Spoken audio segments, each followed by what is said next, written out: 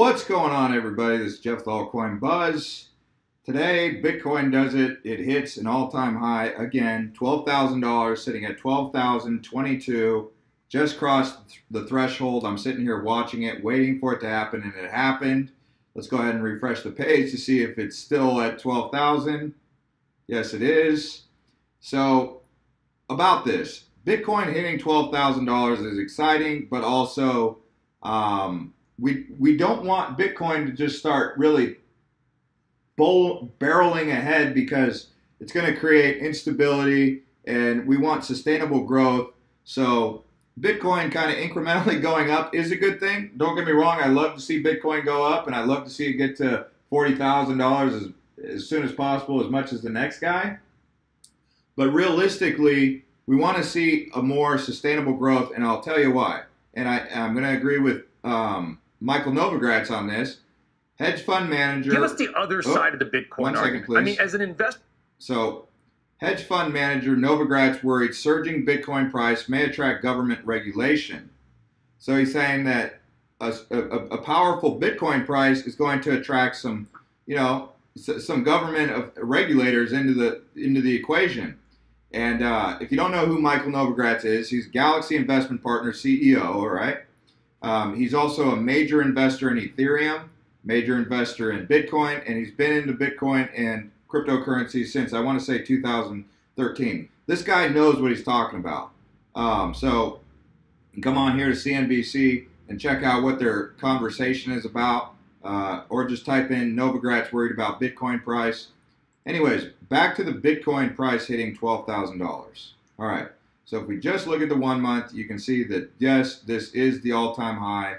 It has not ever been at $12,000, and here it is, December 5th, 2017, we crossed the $12,000 mark. If we look at where most of the injection of capital is coming from, it's pretty well spread out, but you will notice that Korea is injecting a significant amount of it, and so is Japan. So here's Korea, Japan, Korea. There is a lot of IOTA being transitioned into Bitcoin also on Bitfinex and Binance. I don't know exactly where that's coming from. And if we look at MCO, where that cryptocurrency is, that's Monaco. So people are trading Monaco also into Bitcoin, where most of the volume's at, but it's fairly well distributed all across the network. But there is, it does stand out, the United States and Asia are driving this price right now with most of the volume. So moving forward, where do we expect Bitcoin to go? What can we expect in the next month at least to the end of the year? We're probably not going to have to be, we're not going to be too surprised if Bitcoin hits 15,000 by the end of the year. But keep in mind, there is high potential for a correction, even right now at 12,000. And where would we find the resistance? Right now, the first line of resistance is going to come around 9,300. When it corrects, that's our first line of resistance that we can expect. If it goes below 9,300, then you'll find resistance around the 8,200 range, and then a very strong resistance around about $6,000. So moving right along, let's just take a look at how the overall markets are performing. Over the last 24 hours, it looks like there was money in the altcoins that, or actually over the last hour or so, the last 60 minutes, there was a lot of money pouring out of the altcoins, not necessarily into Bitcoin. Bitcoin's been keeping a strong green, but over the last 60 minutes or so, most of the altcoins have noticed a decrease, in particular Stellar Lumens, which is still up over the 24-hour period. So here's one, NXT. And if you're looking for cryptocurrencies that are really positioned to keep pushing forward, I've still got Electroneum on the list. I'm still keeping an eye on Electroneum, mostly because I'll tell you why. It's only listed on one exchange right now. It's not a very popular exchange, although it's getting a lot of new users thanks to Electroneum.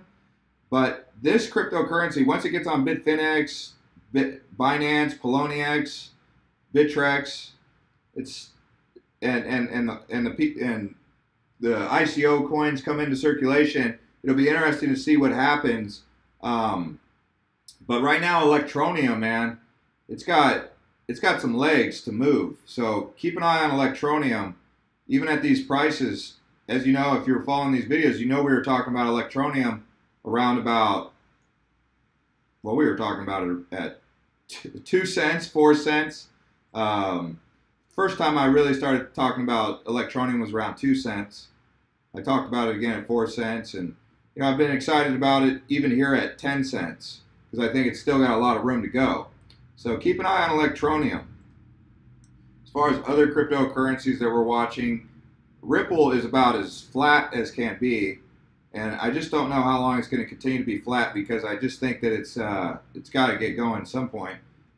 EOS continues to pump. Neo's doing all right. Cardano hasn't really done much over the last 7 days after an amazing run, which looks like it's starting to. This might just be the new price for Cardano. Qtum, definitely, being that it's had a down week, probably a good time to consider getting into Qtum based on all the things that I'm seeing. So Qtum, we're adding that to the radar for you guys. They're an application platform. Obviously, Vertcoin, we've been talking about Vertcoin for a while, so definitely keep an eye on Vertcoin. It's a cheaper alternative to Litecoin, and it's on the way up. It's just going to keep going up, guys. Komodo's doing all right. This cash right here has caught my eye. It's fairly new. One of the things that I've been doing lately, and I'm going to probably make a more in-depth video about this. So one thing that we can determine is when a cryptocurrency first hits the market, if it's a strong cryptocurrency, when it hits the market, that's probably the base of where it's ever going to be at. So it's an opportunity to jump in. And on CoinMarketCap, you can go there to trending. So you click on trending. Whoop, wait for this to load. And you go to recently added. So these are recently added. Now what I look for when I'm looking at these, I'm looking at the market cap. If it's got over $30 million market cap, that means it had a fairly successful ICO. So then I'll take a look at the website. So Time New Bank, I'd take a look at that. Some of these other ones, Cash. See, this is why Cash caught my attention. It had a very high market cap. It has a very high market capitalization already. So does QuantStamp, and you know I've been talking about QuantStamp. But this one here, you might want to take a look at this and see what's going on here. It's got a high total supply. You want to learn more about this coin. I'm not going to go into detail here, but it's only been 15 days on the market, but it's got a high market capitalization for a pretty new coin. So that's at least something to add to your radar. So if you're looking to do your own research, that's the whole point of this, guys, is to show you how to do research on your own and find maybe the next big 5 times gainer or the next 10 times gainer, like we've seen with almost all of these cryptocurrencies, EOS, IOTA. Just bear in mind, even Cardano too, when you're getting into these cryptocurrencies that are 15 days old, you know, you might have to wait 3 months to 6 months to see any sort of action with it. And sometimes you'll even see it sooner than that.